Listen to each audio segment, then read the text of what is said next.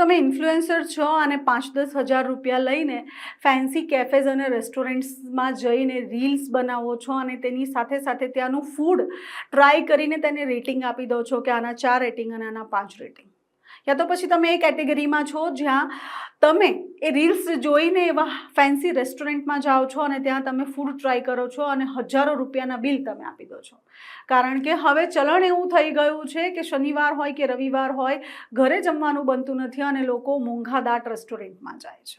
મોંઘાદાટ રેસ્ટોરન્ટમાં જવા માટે સૌથી પહેલાં તે ફૂડ ઇન્ફ્લુએન્સરોને ચેક કરે છે અને ફૂડ ઇન્ફ્લુએન્સરોએ આપેલા એ જે રેટિંગ્સ છે એ રેટિંગના ચેકલિસ્ટને જોઈને દરેક વ્યક્તિ એ રેસ્ટોરન્ટ અને કેફેઝમાં જાય છે અને કેફેની ચકાચોંધ એ રીતે બનેલી હોય છે કે તમે લોભાઈ જાઓ છો અને તમે ત્યાં લાખ રૂપિયા પણ બિલ થાય ને તો તમે આપવામાં ચૂકતા નથી. કારણ કે ઘણીવાર એવું થાય છે કે જે બિલ છે તે 10 જણ જાય ત્યારે લાખે તો જરૂરથી પહોંચે છે. જી હા, જો તમે આ જ રીતે આવા બધા રીલ્સ જોઈને રેસ્ટોરન્ટ્સ કે કેફેઝમાં ખાવા માટે જતા હોવ તો હવે ચેતી જજો. કારણ કે રિયાલિટી શું છે એ કદાચ તમે ખબર નથી હોતી. રિયાલિટી ચેક કરવાનો હવે સમય આવી ગયો છે. એટલા માટે જ તમારી સાથે આજે હું એક અલગ ન્યૂઝ લઈને આવી છું. નમસ્કાર, હું છું શીતલ, આપ મને જોઈ રહ્યા છો હેડલાઇન ન્યૂઝના માધ્યમથી. રામેશ્વરમ કેફે, જ્યાંના એક દિવસનું કાઉન્ટર 3 થી 4 લાખ રૂપિયા થાય છે.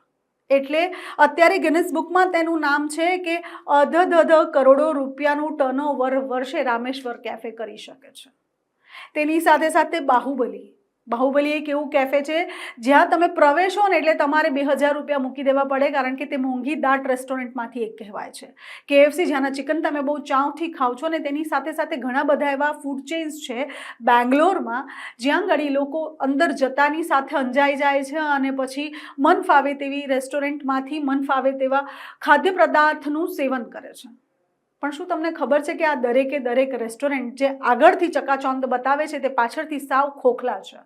કારણ કે અત્યારે જ બેંગ્લોરના ફૂડ સેફ્ટી ડિપાર્ટમેન્ટ દ્વારા આ મોંઘાદાટ રેસ્ટોરન્ટ્સમાં વિઝિટ કરવામાં આવી અને દરેક રેસ્ટોરન્ટ જે છે તે હાઇજીન અને ફૂડ સેફ્ટીમાં ફેલ નીવડ્યું છે.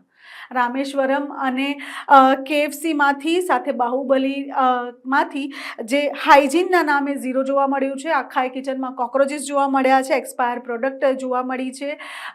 જે તેલ છે મેકડોનલ્ડ્સ અને KFCમાં જે ડીપ ફ્રાય કરવા માટેનું જે ઓઇલ આવે છે તેને એટલી બધી હદ સુધી રીયુઝ કરવામાં આવે છે કે હવે તે કાળું નહીં પણ કાળાથી પણ વધારે કંઈક કલર હોય ને તેવું થઈ ગયું છે. એક સમય જોતા એવું લાગે કે કદાચ ડમરમાં આ તળીને આવેલી વસ્તુ હોય ને તેવું તેલ ત્યાંથી મળી આવ્યું છે.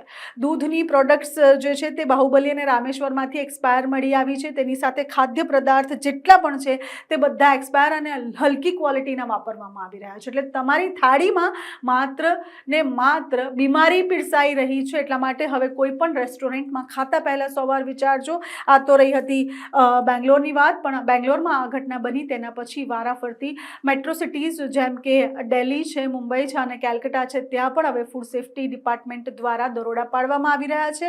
વાત કરીએ વડોદરાની, તો વડોદરામાં પણ હાલ ગરમીનો પૂર મારો છે અને આવા મારાની વચ્ચે જે છે તે હવે ફૂડ એન્ડ સેફ્ટી ડિપાર્ટમેન્ટવાળા દરેક રેસ્ટોરન્ટ્સમાં જઈ રહ્યા છે અને આ વખતે સમય છે મોંઘીદાટ રેસ્ટોરન્ટોનો. એટલે દરેક રેસ્ટોરન્ટ પર જઈ રહ્યા છે અને ક્યાં પણ ક્વોલિટી ચેકમાં જો ફેલ નીવડે તો ઇમિડિયેટલી એ રેસ્ટોરન્ટને બંધ કરવાની, યા તો એ પ્રોડક્ટ્સ જે છે તે ખોટી યુઝ કરે છે તેના અગેન્સ્ટમાં તેમના ઉપર કાર્યવાહી કરવામાં આવી રહી છે. એટલે હવે તમે જ્યારે પણ બહાર જાઓ ત્યારે બહારનું ખાતા પહેલાં 100 વાર વિચારજો.